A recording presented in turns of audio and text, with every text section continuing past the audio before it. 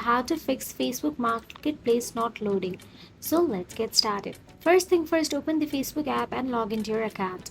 After that, simply tap on the three dashboard option available in the bottom right corner of your screen. After that, all you have to do is scroll down and look for the help option available there and tap on it. Once you tap on it, a drop down menu will appear. From there, tap on the report a problem. Now in report a problem, continue with the process. Now simply tap on include.